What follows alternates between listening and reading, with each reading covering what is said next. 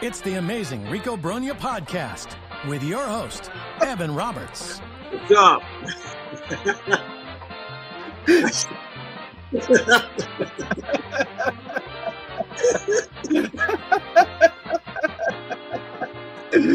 Sorry. I was talking to my wife to start the podcast. How we doing? Welcome to Drug Rico. I shouldn't be laughing because our team freaking blows, so there's really nothing to laugh about. But listen, I did what I was supposed to do. I drank a lot of mezcal. I'm sorry.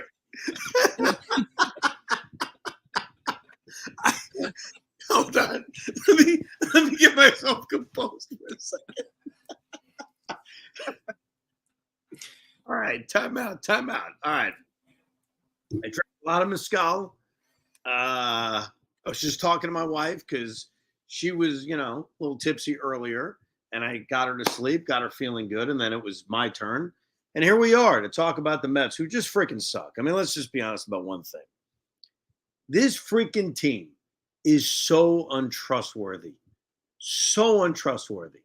They're playing the shit-infested Colorado Rockies, a team that sucks, and they can't score any freaking runs. I'm not even going to kill Luis Severino, who wasn't great.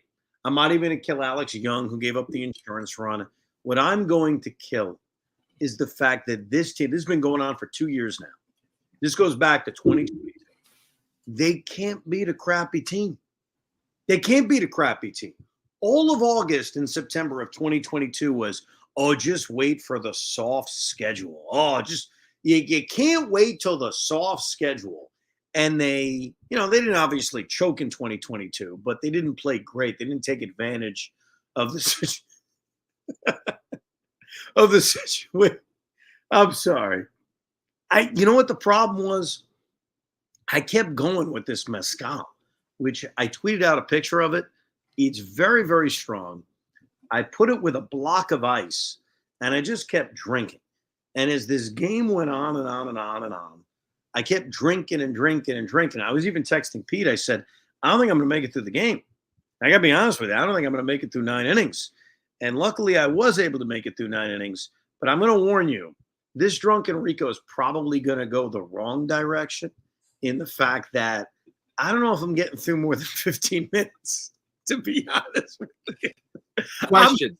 Yes, go ahead. All right, I have a few questions. First of all, did you throw in the extra fruit, like the icy, like you said, the Luigi's, or no? Nah, man, I made some big mistakes today. So, Pussy. What I did was earlier in the day, because I'm in North Carolina, there's a hurricane. I don't know if you guys have seen this. There's this big, giant ass hurricane. So there's been a lot of rain. So we haven't had a lot of chance to do the beach thing, to do the bull thing. So we would find these pockets, like these little tiny pockets of time in which it wouldn't rain. And we go out and we go on the beach and we'd have some fun. And so earlier in the day, I was drinking. I was doing the fruity drink thing. And I wasn't really feeling well, so I took a nap. Then I woke up. I felt replenished. Thank you, Pete. And so my wife's like, wasted, dude. Are you feeling okay? And I said, no, I'm feeling great, but I got a drunken Rico tonight, so I have to kind of reload the system. And when I reloaded the system at about 7 o'clock at night, I went exclusively to mezcal. Now, somebody sent me an email earlier today and said, mezcal is like whiskey. Can you be more specific? So I did tweet out a picture earlier today about the specific mezcal I was drinking, which came from my second cousin-in-law, Carlos Beronas. Thank you, Carlos, for getting me that great bottle of mezcal when I was in Mexico. Because I don't know if you guys know this, I'm part Mexican. True story. I mean, I married into a Mexican family, so I'm part Mexican. So Carlos gave me and the family mezcal. And so what I did was I put the mezcal in like a cup with just one block of ice. I think they call that on the rocks. So I was drinking mezcal with just a block of ice. And I scored the game. Like, here's the beautiful thing. I'm going to show you guys, for those watching on YouTube, so you know that I'm not full of crap. Like, look at this scorecard. It's a pretty scorecard. Like, I did a pretty good job. We can't see that. You got to show it better. Oh, I'm sorry. Okay, let me show it one more time for our YouTube Yeah. viewers. Pete, can you describe that to our audio listeners? Can you see that beautiful scorecard from this? Looks like loss. It looks just like a shiny light glaring off of your screen. Yeah, sorry about that. It's very light out. But I did a beautiful scorecard. And that's all because my wife was blowing the air on my scorecard all day long again. Did a great job. Made sure that each page was dry, because if you didn't listen to the last Rico, I left my scorebook outside during a hurricane, which was a very bad mistake. And I wasn't even drunk when I did that. It was just literally Evan being Evan, which is kind of a dumb thing. But what's funny is that my current scorecards are beautiful. Like, no issue. So my scorecard from this loss to the Colorado Rockies, an absolutely shit-infested loss, is a beautiful scorecard. Like, I've got Jesse Winker bouncing into that double play, which was a heartbreaker. I got it perfectly in my scorecard. I got JD Martinez grounding out meekly to second base. It's like artistically beautiful in my scorecard. So luckily my scorecard has been saved. And despite being, like, I would tell you, I'm pretty effed up on a scale from 1 to 10. And I usually don't drink very much, so I'm kind of a lightweight. But I was loyal to you guys, the loyal Rico listeners who expected a genuine article. Like, you didn't expect, like a non-genuine drunk Rico. You expected a genuine Rico, a genuine drunk Rico. Well, I've given you that. And what was I saying? Oh, yeah, my scorecard, beautiful. Well, where was I, Pete? I have a question. Yeah. You told me that you told your wife that you were doing a drunk Rico. What was her reaction to that? Did she question you? What is a drunk Rico? No, she's very supportive. She understood a drunk Rico was, I'm going to have fun.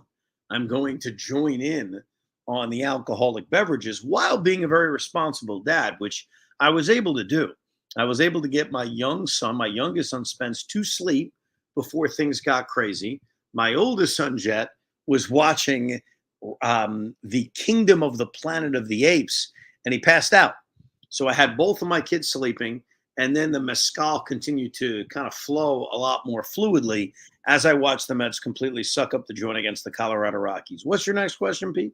Can I share something? That was my pregame. I came home from work today, knew I was going to get drunk, so I went and put on Kingdom of the Planet of the Apes and actually took a cat nap doing that. No way. And then, I swear to God.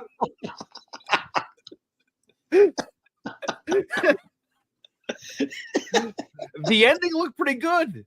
I missed the whole thing, but I woke up for the ending. Ending looked very good. Mysterious. Where are they going? Like, is it them from space? Are they interacting with other humans? Like, it's a great question on where they're going with the end of Kingdom of the Planet of the Apes. Ev, can I tell you something?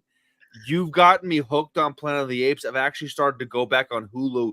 They have every single Planet of the Apes. So I'm on I've watched all the current ones. I haven't watched the Marky Mark one yet, but I'm starting to do the originals. Well, let's do everybody a favor here, Pete. And I mean this all seriousness. I'm not drunk when I say this. Please never watch the Marky Mark Planet of the Apes. It's an abomination to this country. It's abomination to Planet of the Apes. It's an insult. So what you should do is you'll watch the original with Charlton Heston. You can watch the 4 sequels that they did. Fine, no big deal. And then this reboot that they did with Rise, absolute beauty. But the beauty of putting on Kingdom of the Planet of the Apes is that got my oldest son asleep while I watched the New York Mets continue to not be able to hit. And look, I want to be very serious right now. Can we be serious for a second? And I always think that drunkenness is a time in which you're very honest. Like, you're very honest. This is why I know that a drunken Rico would never get me in trouble, because my honesty is never really bad. My honesty is genuine. My honesty is never going to say anything offensive. It's just going to tell you how I feel. I can't fucking trust this team. This team is so freaking untrustable. Like, you beat the Cardinals on a Monday night. We're all pumped up. We're all happy. Great win, 6-0. Fantastic. You go to Colorado, where Severino right off the gate looks good. He's got the velocity up. He's looking dominant. And then you find ways to lose this game. You find ways in Coors Field, like a hitter's paradise, to not be able to hit. You find ways to blow offensive opportunities. And look, I give Harry Bader a lot of credit because he came up with that big RBI hit in the second inning, which was like so typical because that's what Harrison Bader does. That's what he's done all season long. And it gives them a 2-run lead. And what do they do the rest of this game? The same crap they've been doing all season. The same crap.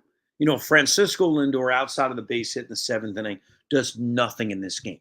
J.D. Martinez, how many freaking opportunities, whether it was in the 5th inning, whether it was the great opportunity in the 7th inning, does absolutely nothing. Mark Vientos, I know he's got a little freaking ankle issue, does nothing in this game. You're facing the Rockies. You're facing a team with a 5 ERA. You're facing a bullpen that you got to in the 5th inning because Kyle Freeland had a blister and you can't hit. And look, let drunken Rico be your most honest moment. Let this moment be the inner core of me and the inner core of you. You can't trust this team. That's just the facts. That's why on a drunken Rico level, I will tell you, they're not making the playoffs. Like, do you honestly think they're making the playoffs? Do you think that this team that can never beat crappy teams, whether it's the Marlins, whether it's the Rockies, you name the shitty team, they don't beat them. They didn't do it in 2022. They're not doing it now. Do we honestly think they're making the playoffs? And my answer is no. This is the kind of game that proves it. This is why this was the perfect game to be drinking to, because it brings out your honesty of what they truly are. You can't lose this game. And I want to hear about freaking time zones. I don't want to hear about how many different cities they're flying to. The Rockies suck. They've sucked all season long. Dude, they're 41-72. And you can't hit them. You can't hit them. And that's the problem. And that's the reality. And that's why, look, in your most honest moments, which occurs when you drink a little bit, in my case, a lot of mezcal, you know the truth about this team. They're frauds, and they're not making the postseason. Tell me when I'm telling lies. Evan, you're breaking my heart right now, man.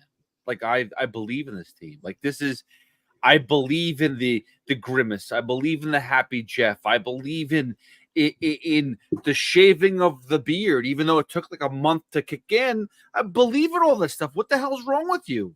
The shaven beard. I'm glad you believe in the shaven beard. I believe in the shaven beard because, quite frankly, I feel so fresh with the shaven beard. Look, I think the reality is they weren't as bad as when things were going badly. But here they have finally turned this season around. They did it over a course of 2 months. These are the kind of games that define a season. I really believe that more than anything else because these are the games you're supposed to win. You go to Anaheim, you lose 2 out of 3, you can't get a big hit. I appreciate the win against St. Louis. We did a Rico the other day. I felt very good about it. And now you go to Colorado. The Rockies suck, man. Like, they suck. And there were 2 moments in this game that really jumped out at me. Mendy went to Jesse Winker to pinch it for Luis Torrens. I didn't even hate that move. Like, I can't even sit here and bitch about Mendy's managing because I liked it. Like, Jesse didn't play in this game. He didn't play yesterday. You're kind of going for the jugular with Winker, with a couple of guys on base and 1 out. First and third, 1 out in a 2-run game. First pitch, he bounces into a double play. J.D. Martinez, who I don't think gets enough crap for how kind of mediocre he's been over the last few weeks, also comes in a big spot. And what does he do? He grounds out to second base. Like, they have just failed in some of the biggest opportunities and the biggest moments. Now, as far as Severino's concerned, like, I'll tell you something kind of funny. Other than his inability to back up, whether it's third base or home plate, which cost them in this game on that bad throw by Harrison Bader, which turned into a really weird play where Mark Vientos can't knock the ball down and there's a fucking hole in the net, which shouldn't even, I mean, let's be honest, should that even count? Like, there's a goddamn hole in the net on the third base side, and the ball sneaks through, and everybody gets an extra base. Like, there's a hole. There shouldn't be a hole. What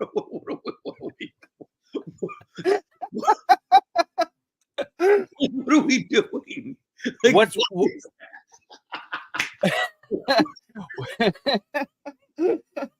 like, why is that? Why is that an extra base for everybody? Like, I'm not even like what am I missing? Ev, let me ask you a question, okay? Because you're gonna learn this throughout like Little League, throughout Jet and Spence's career. The umpires and the coaches go through every single step of the field. The foul line's over here. If it hits the pole, that pole's actually not foul, so it may be fair. I'm curious to see if the umpires and the managers went through it like, hey, by the way, there's a little net on the side of the away team's bench that if it goes through there, it's a dead ball. I'm curious to see if they actually knew that existed. No, they didn't, because the assumption is the net that's over the dugout doesn't have a goddamn gaping hole in it that's going to allow the baseball to somehow float up. Now, look, that's just, crappy groundskeeping and crappy Colorado Rockies facilities. But if you're Luis Severino, can you do us all a favor with your 4 ERA, and that's back up, which he hasn't done all year long, whether it's plays of the plate. The guy doesn't back up. I don't know why. That was kind of a big miscue defensively. Same with Mark Vientos, like knocked the ball down. And Mark does look very kind of slow to react at third base. Maybe it's the ankle issue. I'm not sure. There was that ball down the third base line where the Rockies got the insurance run, where Mark took like an hour and a half to kind of react to it. Now, I don't want to blame that for why they lost. They lost because they couldn't hit. They lost because they went to Coors Field. But my point I was trying to make before I got distracted by so many different thoughts was I didn't look at Sevy's outing and kind of further the thought that he's cooked. Like, his velocity was there. I don't think he was horrible. Like, he gave up kind of a Coors Field home run on that fly ball to left field. I'm not trying to defend him. I'm not trying to tell you he was great. I'm trying to tell you that, like, there wasn't a lot from this outing. Sorry, there's like a police car rolling by. I'm concerned. You know what we did here in Oak Island, North Carolina? That's where I'm at. We packed today.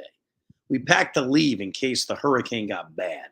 That's what we decided to do. Like, if the water, because we're staying at this house on the beach, if the water got close enough to the house, we were going to be packed and ready to just leave, to just like go somewhere else. So I have to be on alert.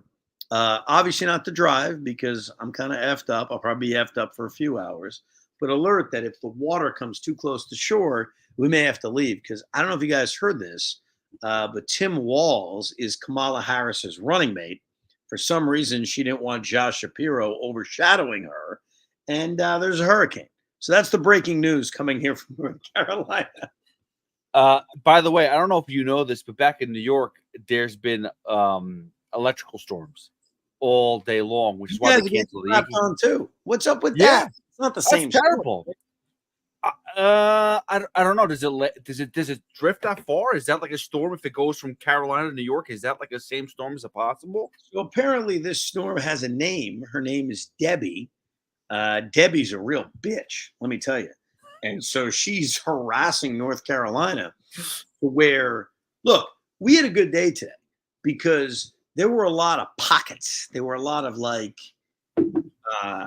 periods of time where it wasn't raining. So we'd go out to the beach. We'd run around.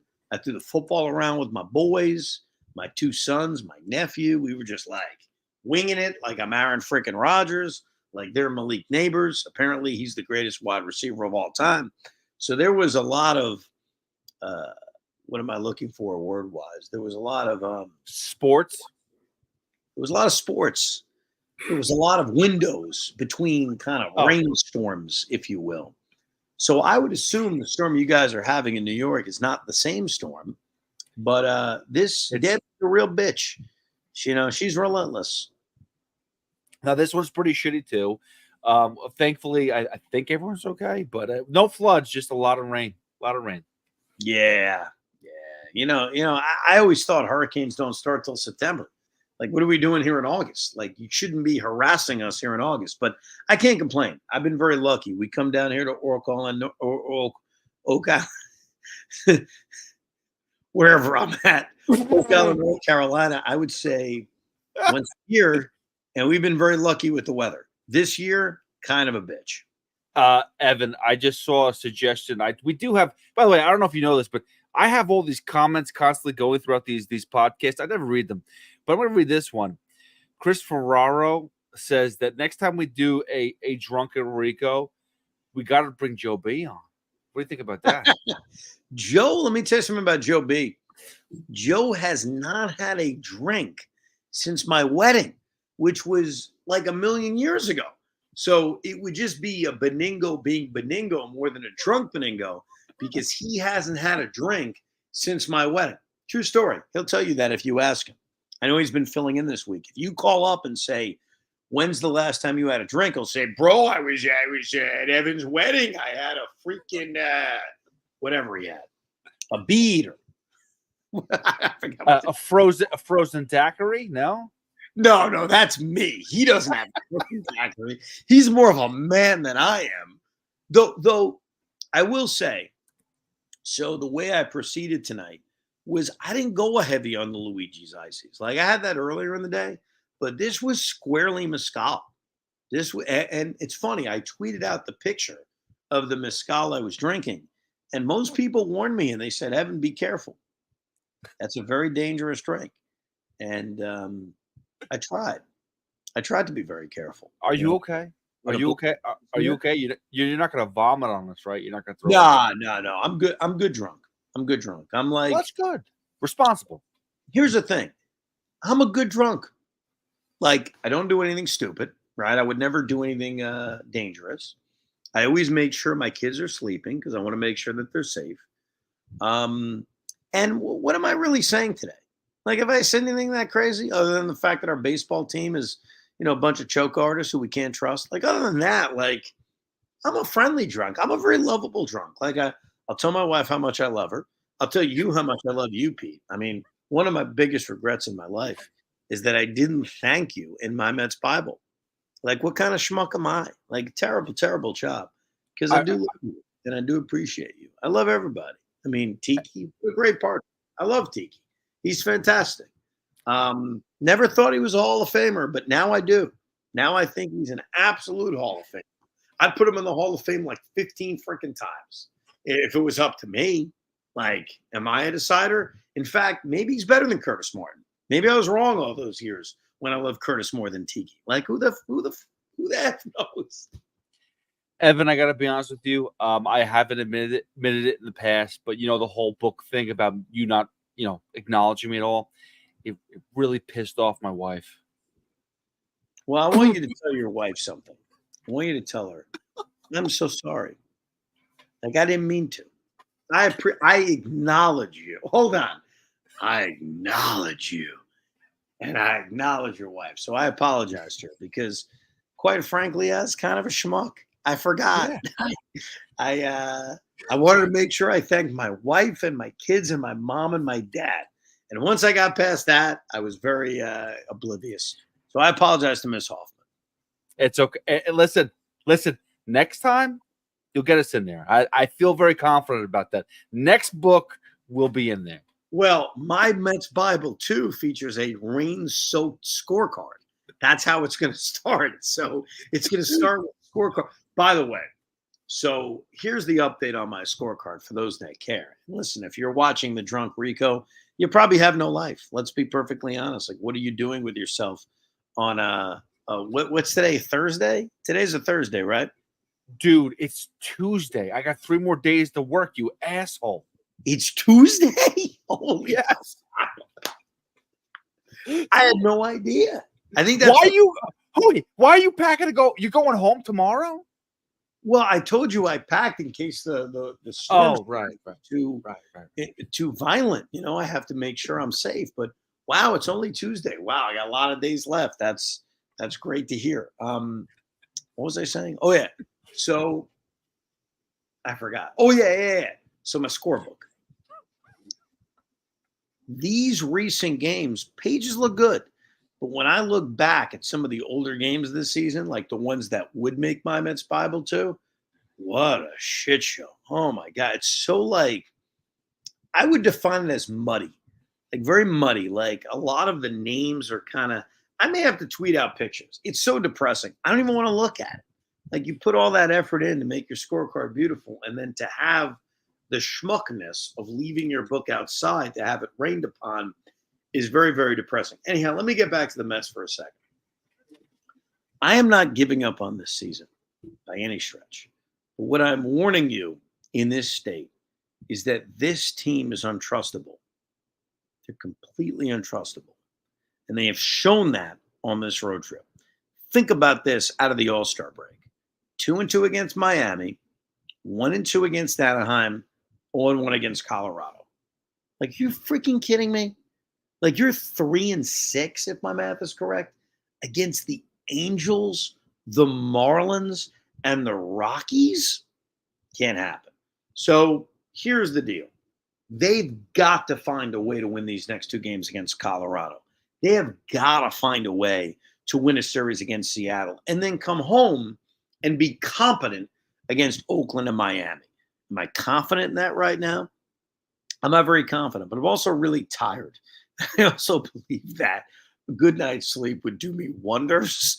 So maybe it's possible that I'll wake up in the morning and I'll believe again. But as of right now, when you sit there for 2 hours and 40 minutes and you watch that game against the Colorado Rockies, it's very tough to have optimism. You know what I mean?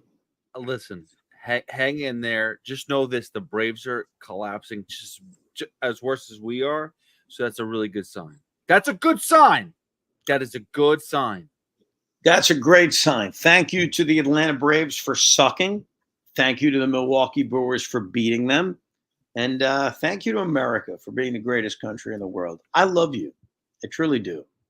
And I love all of you. Anybody that is spending their time on a Tuesday night watching the Drunken Rico on YouTube or listening to the Drunken Rico on a Wednesday morning, thank you very much. And understand this, I'm not doing this again, okay? Because I got to be honest, I don't drink a lot. So this is a once-a-year phenomenon. We'll do this again next year. By the way, when we did the Drunken Rico last year, the Mets were out of it, if memory serves correct. It was right after the trade deadline. I was here in North Carolina. I don't remember who they were playing. I don't even remember if they won. Do we remember if they won, Pete? No, I just remember I was trash, dude. I couldn't tell you a thing. Are you trashed right now? I can't tell. You know what? I got to be honest. When I think I started, I wasn't as trash, but this was all vodka, and it's pretty much gone now. So, yeah, I'm drunk. It's a good job out of you. It's part of why I love you. It's part of why you're my best friend in the entire world. Oh, wow. That means a lot. Dude, Loogie will be so pissed. I'm saving that forever. I can't wait to tell him. Well, Loogie was never a contender to be my best friend in the entire world. He's just some producer. Wait, you're talking about the future? The future? Oh. No, I love Loogie too. I love everybody. I mean, who don't I love? I love everybody I work with, except for Sean Morash. No, I'm just kidding. I love him too. Anyhow, I need to go to sleep. It's been a pleasure. I do appreciate you downloading and subscribing this edition of Drunken Rico. You'll never get it again, or at least you won't get it till next year. We will give you a much more sober, analytical response to the end of this series against the Rockies on Thursday. And thank you again very much for listening, downloading, and subscribing to your favorite podcast, Rico Brogna. I'm good. We hope you enjoyed this episode of the Rico Brogna podcast. It's amazing, isn't it? Make sure you download it now to keep it on you at all times.